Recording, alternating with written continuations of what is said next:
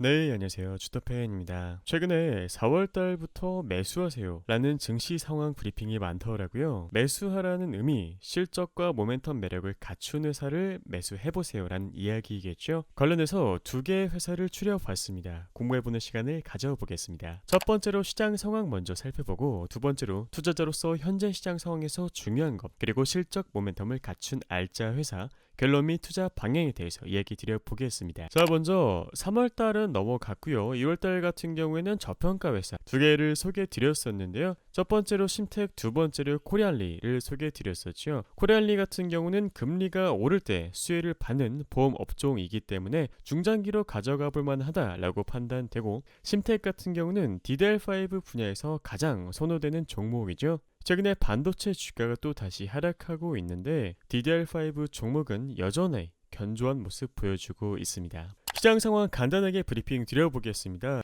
시장은 이미 5월, 6월 FOMC 회의에서 각각 50bp, 그러니까 금리 50bp 인상을 예상하고 있습니다. 그렇다는 것은 즉 빨라지는 미국 금리 인상 속도를 전망하고 있다라는 이야기이지만, 전망하고 있다는 이야기겠죠. 양적 긴축 관련 논란 등은 물론 단기적으로 변동성을 확대하는 요인이라고 생각됩니다. 그러나 중장기적으로 봤을 때는 고강도 금리 인상 그리고 양적 긴축 부담을 선반영 중이라는 점에서 오히려 긍정적일 수 있다는 판단을 해볼 수 있겠습니다. 그러니까 5월에서 6월까지 이 변동성이 심할 텐데 이 하락하는 구간에서 매수로 대응해 볼 수 있겠다라는 이야기입니다. 나스닥 선물 월봉을 간단하게 보겠습니다. 작년까지만 하더라도 꿈과 희망을 가지고 이 상승하는 분위기 속에 투자자분들은 어떤 회사든지 환함에서 높은 가격에 투자해왔고, 시장 상황 동안 그러한 것처럼 보였습니다만 사실 너무 과열되었던 시장이었죠. 지금은 그 뜨거움을 식히는 냉각 과정이라고 보시면 되겠습니다.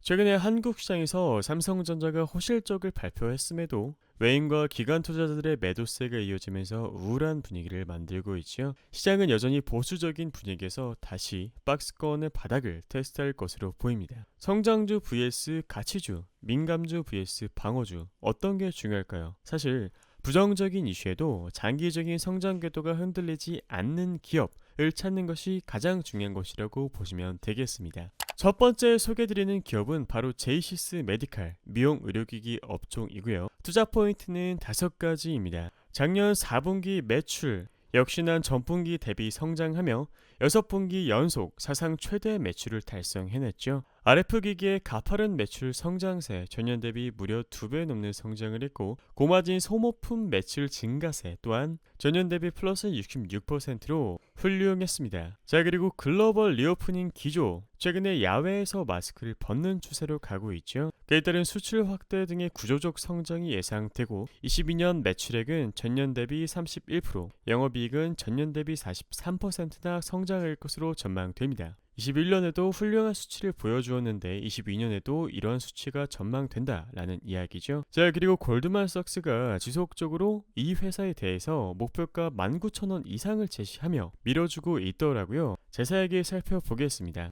자, 지금 보이시는 그래프 연간 매출액 추이 및 전망 20년, 21년, 22년까지 무려 연평균 성장률이 43.4%나 됩니다. 정말 어마어마하죠. 자, 그리고 여기 연간 영업이익률 추이 및 전망을 보시더라도 20년도부터 완벽하게 가파른 성장세를 보여주면서 견조한 수치를 유지해주고 있죠. 내수 및 수출 비중, 주요 장비 누적 판매량이 숫자로 이야기해주고 있습니다.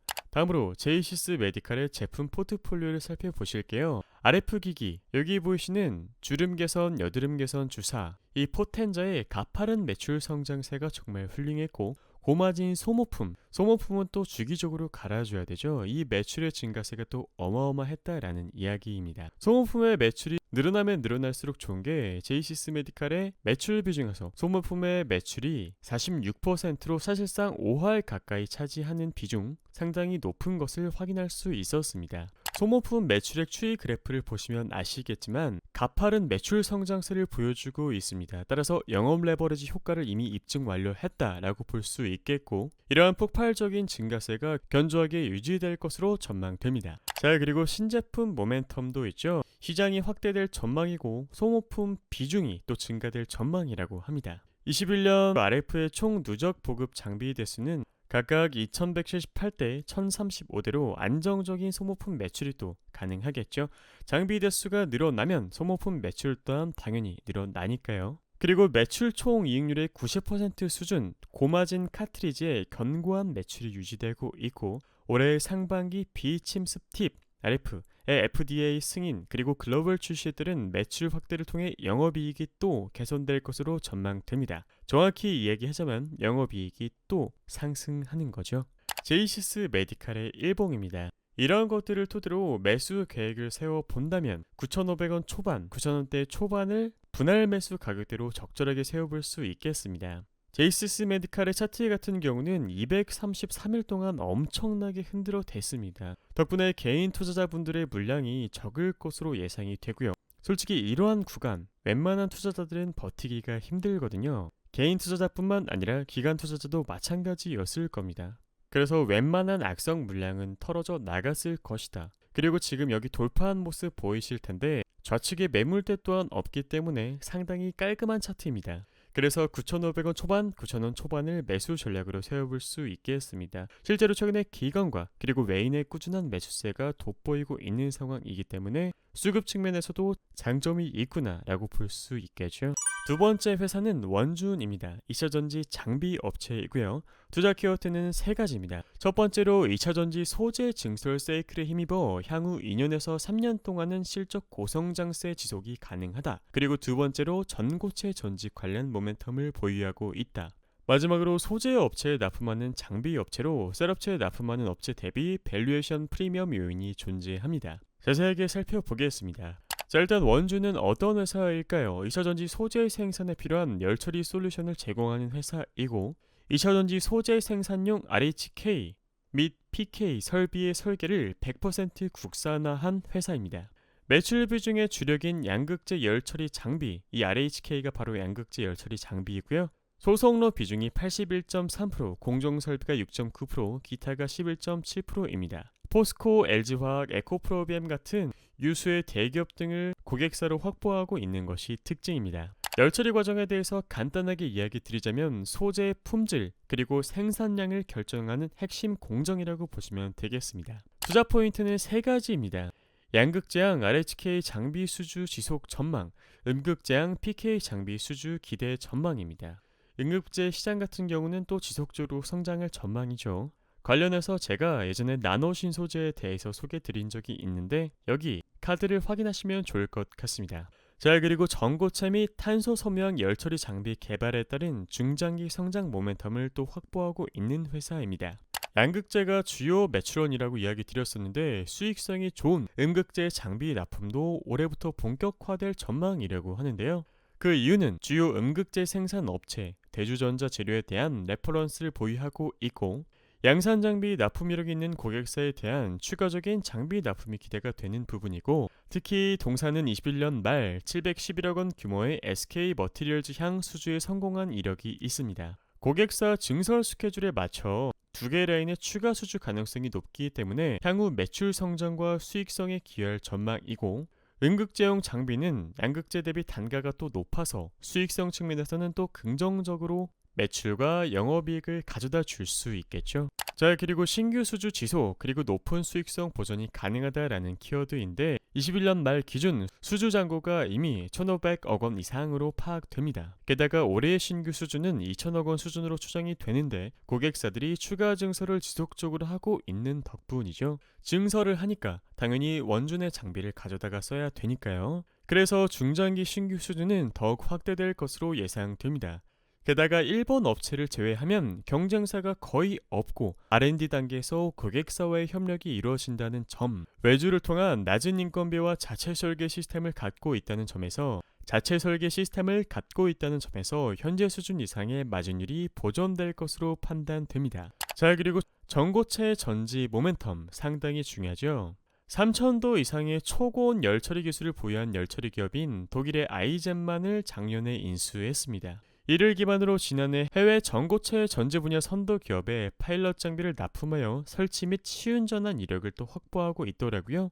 따라서 해당 고객사가 만약에 본격적으로 제품을 양산한다면 기존의 파트너로서 같이 일을 했던 원준의 장비를 가져다가 쓸 가능성이 높다고 판단됩니다. 자, 지금 보이시는 기업들, 주요 소재 업체들이죠. 포스코 케미칼, SKIT, 에코프로비엠, LNF, 동아기업, 대주전자재료, 일진머티리얼즈, SKC까지 이 소재 업체들이 증설을 하는 덕분에 원준의 장비 가져다 쓸 테고, 덕분에 올해 매출액은 전년 대비 플러스 71%, 영업이익은 전년 대비 플러스 109%, 영업이익률은 전년 대비 플러스 27%로 향후 2-3년간 고성장세가 지속될 전망입니다. 글로벌 기후 위기에 따른 전기차의 성장은 막을 수가 없는 부분이기 때문에 원준의 성장 또한 같이 따라가겠죠.